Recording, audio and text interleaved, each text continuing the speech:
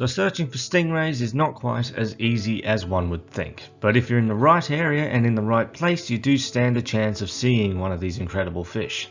This is the Terrigal Haven, a small inlet on the edge of the Tasman Sea on the central coast of New South Wales in Australia, and you can find a range of different rays here, including the giant Smooth Stingray, the beautiful southern eagle rays, as well as little eastern fiddlers, common and Capella Stingarees, and if you're lucky you may even encounter a coffin ray, a type of electric torpedo ray which you really don't want to get too close to.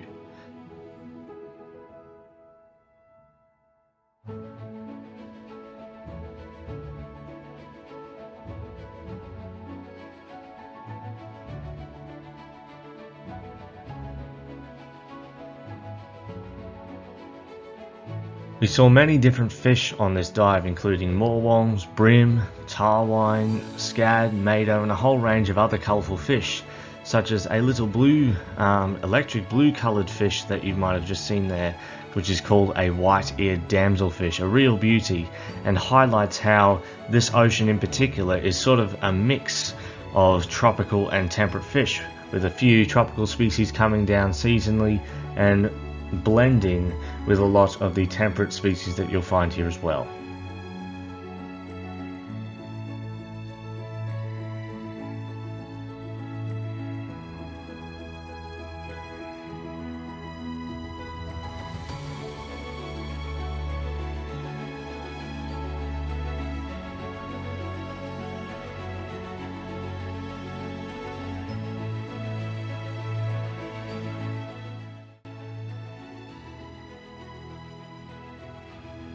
So the Terrigal Haven is a bit of a fish nursery. So you have all this seagrass, all this kelp that is very much a way of protection for several different small fish.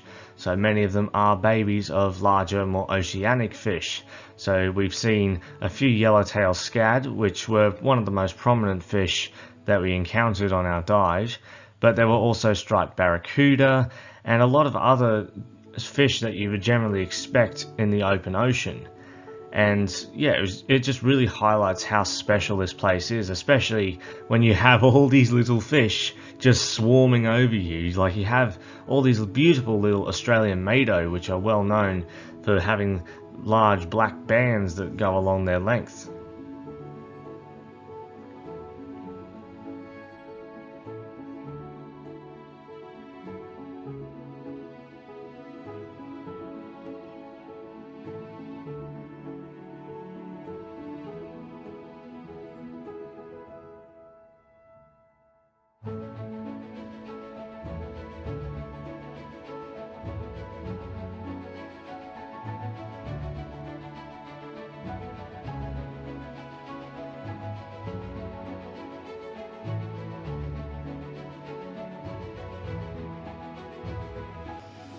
So this area also plays host to a range of other animals like moray eels, octopus, eastern blue gropers, wobbegongs, and if you're lucky, maybe a grey nurse shark as well.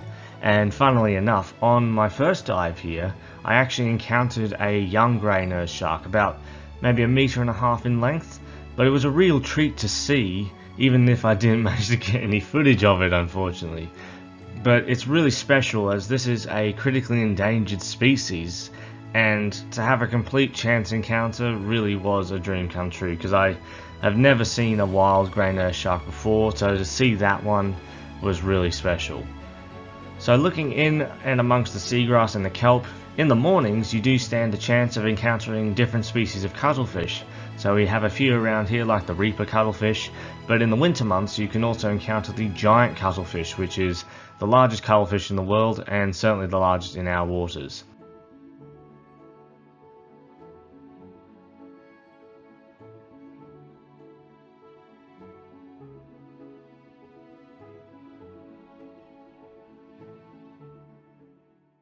So here we have a six-spine leather jacket, which we did see a couple of on this dive, but it was really cool to see this animal just hanging in the current and swimming around the kelp.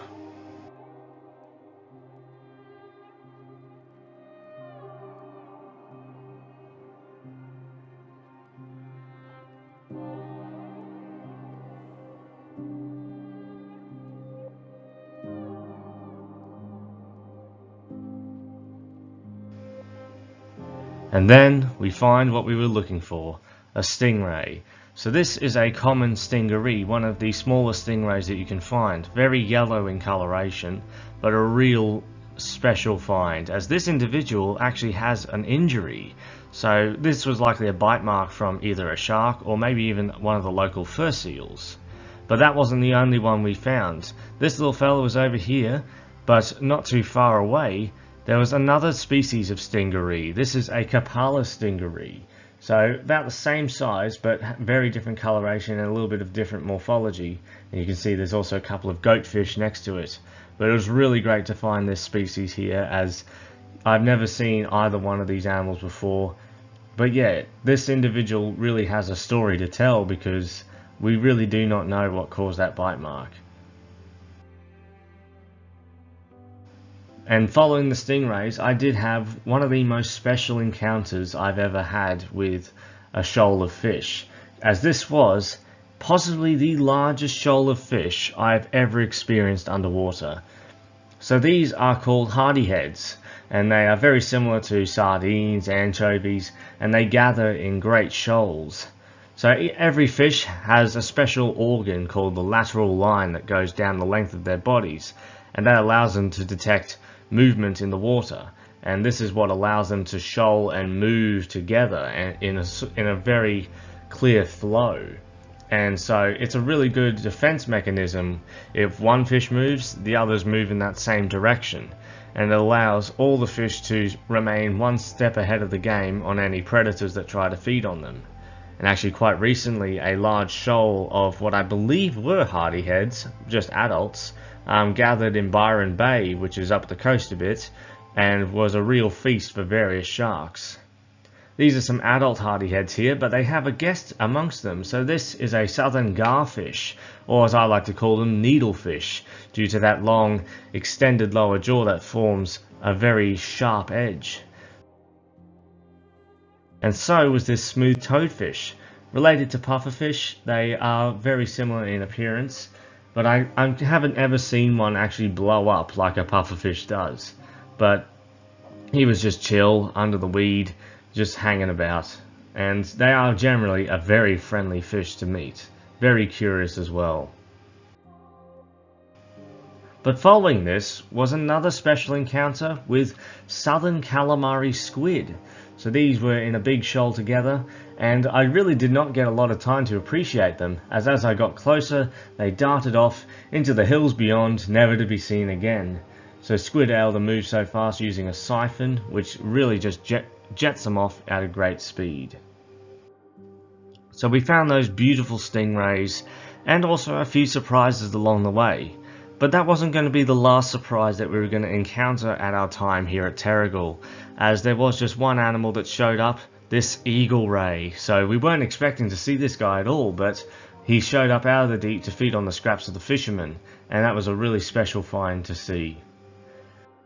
But I'd like to thank you for watching this video. If you wanted to check it out, I would appreciate a like, and if you wanted to subscribe, it really does help me out, as starting this channel is going to be a great new adventure for me, as I really want to share Australia's native wildlife with the rest of the world, as we do have a lot of special animals here in both the seas and on the land. So I look forward to seeing you all in the next one.